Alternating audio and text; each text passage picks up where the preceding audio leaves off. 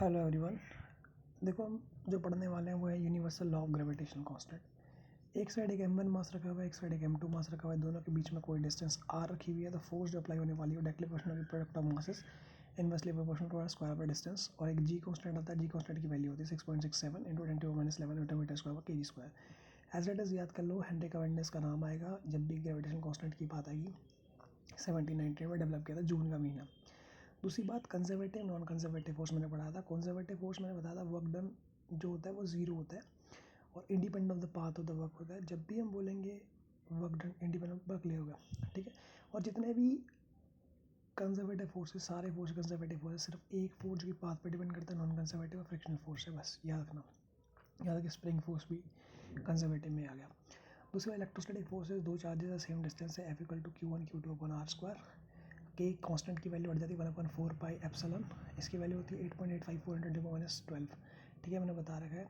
बाकी newton metre square पर kg square as it is रखना। केपला के तीनों लॉ आपको पता होना चाहिए कि भी सन मतलब प्लैनेट्स इवॉल्व करते हैं सन को एक फोकाई मान के, क्योंकि इलिप्स के दो फोकाई होते हैं, आपने पढ़ा भी होगा।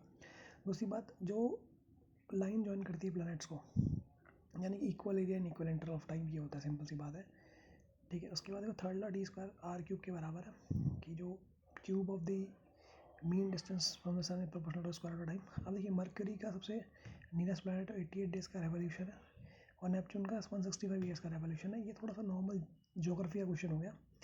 आगे बढ़ जाओ, difference between mass and weight. देखो force equal to mass into acceleration होता है। मास क्या होता है, जो हर जगह फिक्स होगा। यहाँ पर भी मेरा 6 किलोग्राम मास है तो चाँद पे भी मेरा मास किलोग्राम होगा, लेकिन जो मेरे पे अगर फोर्स एक्ट कर रही है, जैसे यहाँ पर 9.8 एक्ट कर रही है, चाँद पे 1/6 एक्ट कर रही है, तो मेरा वेट उसी हिसाब से एडजस्ट हो जाएगा। इसी को बोलते हैं ग्रेविटी डिफरेंस, W = mg, ठीक है। अब यहाँ पर इस चीज़ को नोट करना, जैसे क्वेश्चन आ रखा था कि भैया अगर मैं किसी पत्थर को चाँद पे ले जा लूँ या फिर तुम्हें मैं चाँद पे ले जा लूँ तो तुम पे जो ग्रेविटी लगेगी वो कम लगेगी कि नहीं। ग्रेविटी डिक्रीज होती है एल्टीट्यूड से, जितना ज़्यादा एल्टीट्यूड हो ग्रेविटी की, तो वहाँ पर लगने वाला उसका बॉडी का वेट जो होगा वो कम हो जाएगा, तो ग्रेविटी कम होगी।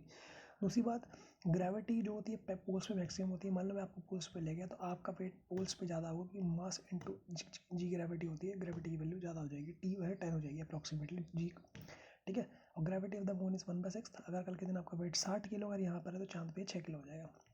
Mass will remain constant, mass is the scalar quantity, ठीक है। थ्रस्ट देखिए, थ्रस्ट के बारे में, जब भी आप फोर्स किसी ऑब्जेक्ट पर परपेंडिकुलर लगाते हो ना, वो फोर्स ही थ्रस्ट कहलाती है। नोट करना, थ्रस्ट एक वेक्टर क्वांटिटी है। अभी तक पढ़ते थे momentum vector quantity, force vector quantity, impulse क्या था, फोर्स इनटू टाइम। फोर्स एक vector quantity, vector into scalar, vector की क्वांटिटी होगी, ठीक है। अब देखो प्रेशर एक स्केलर क्वांटिटी, नोट करना, P = F/A, न्यूटन पर मीटर स्क्वायर। कई बार ये किलोग्राम मीटर स्क्वायर भी रख लेते हैं, तो कोई दिक्कत नहीं है। जब आप फोर्स को कन्वर्ट करोगे मास इंटू एक्सेलरेशन की टर्म्स में और एरिया कन्वर्ट करोगे मीटर स्क्वायर में, तो अल्टीमेटली वो न्यूटन मीटर ही आएगी, ठीक है। आगे प्रेशर ऑफ लिक्विड्स, दो चीज़ें आपको समझनी चाहिए। देखो कभी 1 एटमॉस्फेरिक प्रेशर में कितने पास्कल होते हैं, 4 क्वेश्चन हो जाएंगे, तो 10⁵ पास्कल्स होते हैं, यही गलती हो जाती है, ठीक है। Invented by Blaise Pascal. अभी आर्किमिडीज पढ़ लो। आर्किमिडीज में देखो, अगर मैं बोलूँ एक क्वेश्चन आता है, it is easier to swim in sea as compare to in water, because वहाँ पर क्या है, कंसनट्रेशन ऑफ सॉल्ट ज़्यादा है। जितनी हाइयर डेंसिटी होगी उतना अच्छा बायोंट फोर्स लगेगा, उतना अच्छा तैरोगे, तो इसलिए बायोंट फोर्स सी का ज़्यादा होता है। दूसरी बात, अगर देखो बायोंट फोर्स क्या होता है, the force exerted by liquid on your body, तो the amount of water displaced by the body is equal to the weight of the body, ठीक है। बड़ा क्लियर क्वेश्चन है। अब देखो relative density, density of the substance, relative density, density, इसकी relative density कोई unit नहीं होती। मान लो डेंसिटी सब्सटेंस की 4 है और रिलेटिव डेंसिटी वाटर की 1 है, तो जो रिलेटिव डेंसिटी हो जाएगी वो 4 हो जाएगी, ठीक है। इस चीज़ को याद रखना। आइस पिघलने के बाद एक क्वेश्चन आता है ना कि आइस बर्फ़ में रख दी, पानी पिघल गया तो पानी का लेवल क्या होगा, तो सेम ही रहता है, ठीक है। दूसरी बात, वर्क, देखो इस पे क्वेश्चन बहुत बार आए हैं। Power is to work upon time, W = V = W/Q होता है ना, ये V = W/Q। इसी तरीके से आपको work = force into displacement. Work एक स्केलर क्वांटिटी है, याद रखना। अब force vector, vector into vector scalar, mostly vector into vector scalar निकलता है और वेक्टर इंटू स्केलर वेक्टर निकलता है, इस चीज़ को समझ लेना। स्केलर इंटू स्केलर स्केलर ही होता है शायद। अभी फिलहाल फोकस रखो, जैसे 1 जूल = देखो वो दो तरह का होता है, एंटी पैरेलल, ठीक है। इस चीज़ को क्लियरिटी रखना। कई बार वर्क डन 0 भी होता है, नेगेटिव भी होता है। 0 कब होगा, देखो कई बार क्या होता है, वर्क हो रहा होता है कूल ही, अपने वर्क, तो वहाँ पर वर्क डन 0 होगा क्योंकि cos θ 90 हो जाएगा। या तो angle theta work equal to force into displacement. अभी वर्क का काम आएगा ना, जब थीटा 90 होगा तो वर्क 0 हो जाएगा, डिस्प्लेसमेंट 0 होगी तो 0 हो जाएगा, वरना नेगेटिव पॉजिटिव फोर्स होगा, जिस डायरेक्शन में होगा उस डायरेक्शन में होगा। एक क्लैरिटी रखना, ठीक है। न्यूटन, जेम्स, प्रेस और जूल, जब भी इस पे क्वेश्चन आएगा जेम्स, प्रेस और जूल पे, तो इसलिए वर्क, देखो ये पावर पे क्वेश्चन आएगा ही पाएगा। Power is to work upon time, V is to W by Q, फिर I equal to V by R. इसी तरीके से power is to V I भी हो जाता है और आई स्क्वायर आर भी हो जाता है, ये आप करते रहना। अभी देखो इन्होंने एनर्जी बोल दी, capacity to work is energy, energy देख लो, हाफ एम बी स्क्वायर किससे से मोमेंटम के टर्म्स में कन्वर्ट करेंगे। यहीं पर क्वेश्चन बन जाएगा कि मोमेंटम दुगना हो गया तो काइनेटिक एनर्जी 4 गुना हो जाएगी, मास दुगना हो गया तो काइनेटिक एनर्जी 1/4 हो जाएगी। इस तरह को देखते रहना। अब देखो होता क्या है, किसी ऑब्जेक्ट को मैं ऊपर से नीचे फेंक रहा हूँ, तो अगर मिडल में आ गया तो उनके बीच में जो एनर्जी कन्वर्जन होता है वो हाफ काइनेटिक हाफ पोटेंशियल होता है। Potential energy converted to kinetic energy, potential energy become less and keeps increasing velocity max. जैसे जैसे ऑब्जेक्ट नीचे जाता रहेगा काइनेटिक एनर्जी बढ़ती रहेगी, पोटेंशियल एनर्जी घटती रहेगी, ठीक है। कंसेप्ट जो है पोटेंशियल एनर्जी का वो डायम्स पे डिपेंड करता है।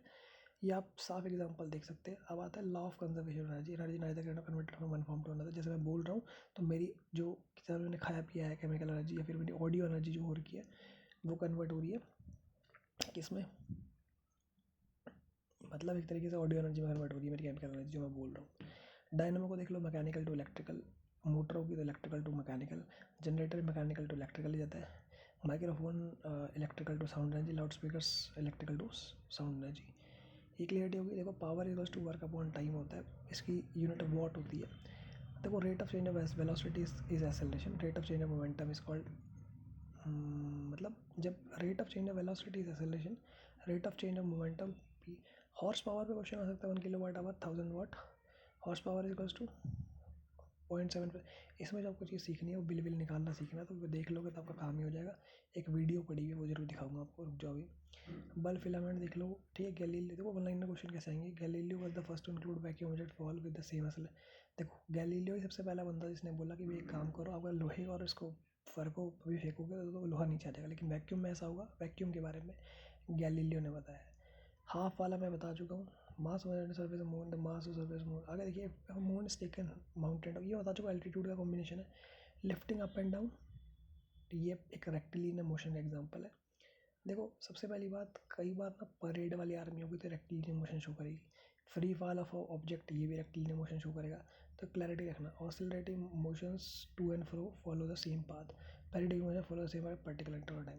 देखो दोनों समझ लो, ऑसिलेटरी मोशन मान लो ड्रिल लेटर चला रहा हूँ तो ये क्या कर रही है, सेम पाथ फॉलो कर रही है, ठीक है, टू फ्रो।